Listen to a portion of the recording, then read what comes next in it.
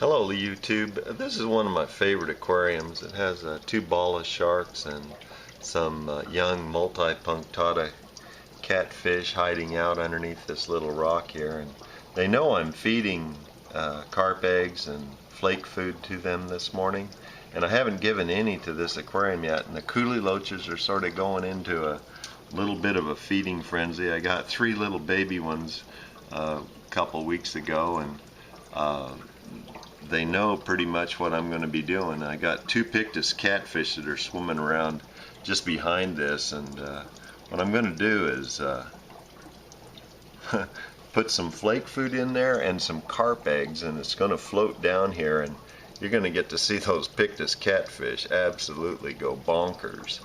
And these Bala sharks will try to eat all the little carp eggs as they fall down onto the ground, but the little catfish, there's 9 or 10 of them underneath here, the multi-punctata catfish that I raised from babies, and 3 little coolie loaches. There's a big one there. That coolie loach there is probably right at 12 years old. That big one. The little multi-punctata catfish are probably only about 9-10 months old. Okay, here goes the infusion of, oh, there's a little bit of, what a mess. Oh, water pollution? Golly. It's amazing what'll happen now, though. The feeding frenzy is going to go on. I'll back off just a little bit. I fed them too much. This is going to be great. The bristlenose plecostomus is coming out. He's sucking up carp eggs, and those little multi-punctata catfish are just going nuts underneath that rock there. I'll get in really close and see if the light necessary to see them.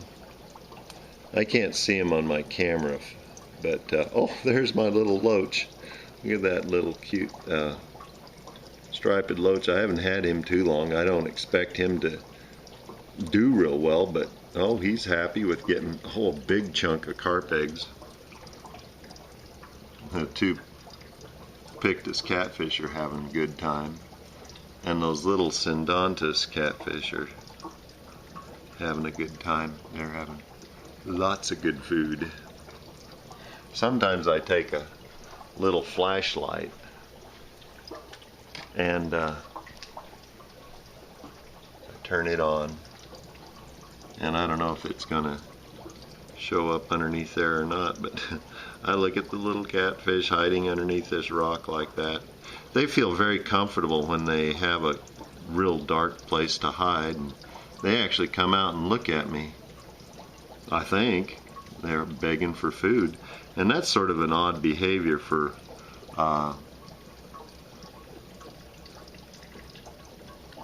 catfish like that to do. And that bristlenose plecostomus, look at the bristles on that guy's nose. You can see his eyes a little bit, but he's got just about the biggest bristly nose I've ever seen in all the albino ancestors that I've ever raised. And I've raised hundreds of them. This is just a little I don't know, video update for YouTube purposes of one of my favorite little places in my aquarium for these little guys. He's finally acclimating pretty nicely to the aquarium. Oh, this might be my female bristlenose. Usually female bristlenose plecostomus don't have as many bristles on their nose as the males. This one is definitely large enough to be a male, but it doesn't have a lot of bristles, so it probably is not a male. They're not reproducing successfully in this aquarium here. I do have other aquariums that they do reproduce successfully. The flashlight addition gives quite a glare on the glass sometimes, but if I hold it just right, it's not too bad. Anyway, this is about a 50-gallon aquarium here, and I was just sort of giving you a close-up view. I'll back up a little bit. Here, see my flashlight. Anyway, that pretty much concludes the video on that particular aquarium. I'm going to go down and maybe I'll do a little feeding video on this one here. These albino ancestris are some that I raised. The big male is in the middle there, and they usually are a little bit shy, and they know I'm getting close. They do have eyes, and I'm moving in real close and real slowly, and they aren't real frightened. I also raise brown ancestris plecostomus in the aquarium to my left. This is another male here. He's not as doesn't have as large a bristle nose as that one there. This tank here also has about 9 or 10 multipunctata syndontis catfish that I raised, or I allowed the parents to raise them.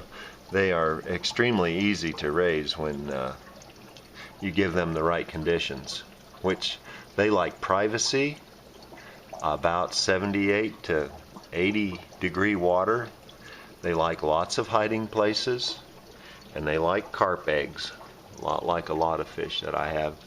The parents to all my syndontis are in here. There's the original 3 turned out to be 2 males and 1 female. And in this aquarium here that just looks rather empty right now has actually, oh, you can see a few of the baby syndontis coming out in front of that rock, and one of the adults just swam out in front of that blue ceramic bowl that I have in there upside down. Now they see me really well, and I'm about 2 feet away from the aquarium, and so they know I feed them, they know I am feeding them, but they are real spooky kind of fish, and so unless I back up, or they're not going to come out. Not a lot. They're just coming out and teasing and wondering, where's that food? Why don't they feed me? Over in this aquarium I have a couple of my favorite fish, knife fish. I've never had them my entire life. They've been in the aquarium pet hobby for years and years and years. You know, like I go back over 50 years in the aquarium hobby. I seem to got the bug, so to speak. Oh, you can see some of the syndontis swimming out there in front of that rock, and a plecostomus there. And I have already dropped some carp eggs and a little bit of flake food into this aquarium here. This is a new pair of angelfish that I have. They are just a recent pairing, and they've already laid eggs 2 times in the last month. But in a community kind of environment like this aquarium here, they're not going to be able to keep the eggs alive overnight because of the catfish, the plecostomus, and probably the knife fish. Here's a fun aquarium that I have down below here. This is another 50-gallon aquarium that I built this stand. It's really a neat stand.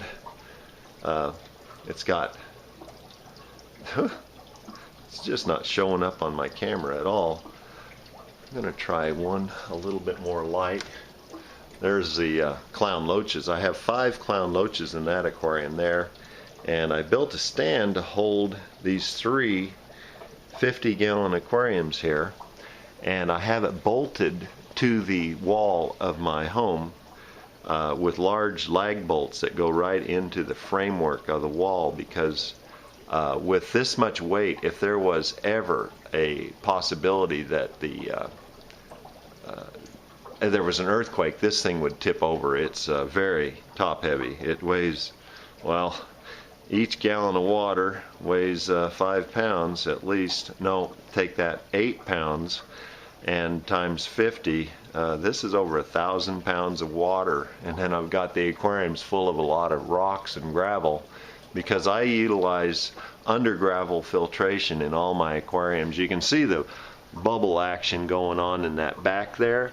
As those bubbles go up the filter tube, there's 4 filter tubes in the back of this aquarium and the one up above, and they draw water from the aquarium down into the gravel, and it allows the nitrification bacteria that live in the gravel to break down a lot of the harmful things and byproducts of having so many fish in an aquarium. And believe me, I've got a lot of fish in this aquarium. There are a bunch. I'm going to take some flake food now and put it in here. These guys, that red-tailed shark is swimming up and down. He's saying, feed me, feed me. And you can see a few of the plecostomus that are in the aquarium right now. They've been reproducing successfully. And over here on top of this flat rock is a little tiny plecostomus. And you can see some of the syndontus just swimming around well, casually, I would say, in this aquarium. And pretty soon there's going to be a feeding frenzy. Believe me, I'm going to get back about here and film back and forth after I just put some flake food in here, okay? It's going to look like I overfeed them, and I do. My water's a little bit cloudy but I've had fish for many, many, many, many years, and I sort of know what I'm doing. I have aquariums not for their beauty, but for the fact I made these glass lids here. I light this aquarium with one single 35 watt 4-foot long fluorescent tube, and this aquarium here does not have any live plants in it.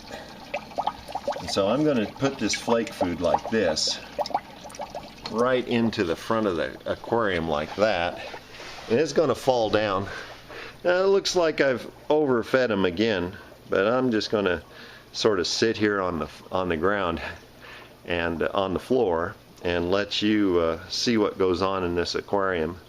This is a lot of food, but if you notice, the little multipunctata catfish are coming out in force now, and there must be, I think, about 40 or 50 of them in here, and they've grown quite a bit since they were born in the other aquarium in the corner where the parents are. I moved these out months ago into this aquarium, and they're just coming out and just gobbling the food.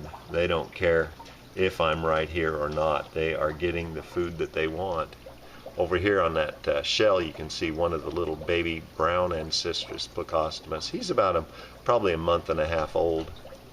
You can see a few of the multipunctata catfish that just didn't even want to come out to eat this morning, or they're being pretty shy. Of course, that albino rainbow shark that I have in here, you saw him earlier. He's really, I love the looks on the albino fish a lot. I sort of lean towards albino Cory catfish like you see in here. These are some that I raised last year.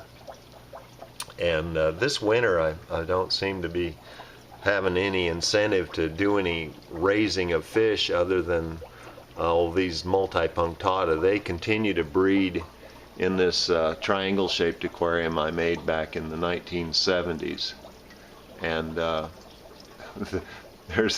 this still looks very, very quiet up there. Anyway, this is the little oh, there he came out, that rainbow shark. I'm going to conclude this video without showing you any of the stuff that's going on in the kitchen. Why not? I'll show you that. It's going to just be a long video, and heck, you guys can, on YouTube, I know how to fast forward through these videos. I've got my bumblebee goby. No, I think this is a dragon goby. Got him when he was 9 inches long in June, and I just measured him yesterday. Was it yesterday? And he's 19 7/8 inches long now. And I got him, and this is what, December 15. I've got some little cherry shrimp in the aquarium with him. The brackish water that I have him in there with is fatal to my plecostomus. Down here I've got a couple new little fish. Right now they're little. I've sort of given them this entire aquarium to have with a few plecostomus, some multipunctata baby catfish that I had to spread out around. my Oscars. They were just in the pet store where I trade off my baby koi and angelfish, and I said, hey, I'd like to have a couple of those little Oscars. Oh, you can see one of the big old male albino Ancestris plecostomus and then a brown Ancestris right there. They're sort of having a little argument. The little plecostomus is going to lose out. It seems that Ancestris plecostomus have an excellent way of defending themselves with spines that they retract inside of their armor on the sides of their heads, right in front of the pectoral fins, and they really can poke other fish. I've had them in with Japanese weather loaches before, and weather loaches are real dim-witted, sort of slow fish, and they don't understand that the plecostomus is going to have its way no matter what, and they don't know how to get out of the way, it seems, so they don't do real well together. Anyway, I just gave these two Oscars all the beef heart they wanted to eat, little tiny pieces. I just fed it to them so that they could just gobble it up, and they had a good time eating that. And then I put carp eggs in so I could feed my I think he's at least 6 inches long knife fish in this tank. I got a really, I usually don't buy any tropical fish that are expensive, and this one was, the dealer got a really good deal. He was able to offer them for, I think is a really good deal, these knife fish for less than $10 a piece. And I had over $50 in trade because I had just brought down a couple dozen of my marbled angelfish, about the size of $50, and so I brought home 3 of these knife fish. They really don't like each other.